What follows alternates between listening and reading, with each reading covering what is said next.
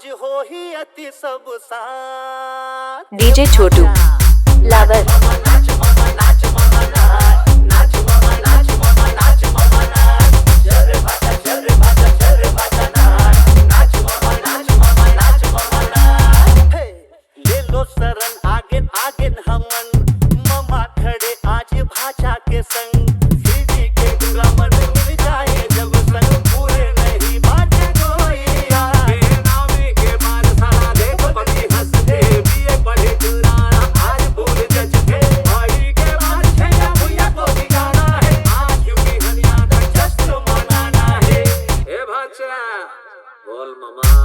नाच भाषा नाच भाषा नाच भाषा नाच, चल रे मामा चल रे मामा चल रे मामा नाच, नाच मामा नाच मामा नाच मामा नाच, नाच मामा नाच मामा नाच मामा नाच, चल रे भाचा चल रे भाचा चल रे भाचा नाच, नाच मामा नाच मामा नाच मामा नाच।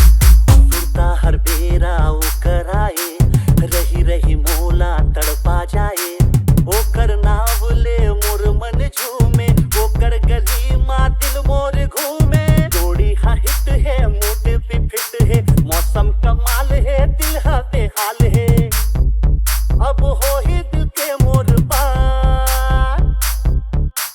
चल रे भाचा चल रे भाचा चल रे भाचा नाच, चल रे भाचा चल रे भाचा डीजे छोटू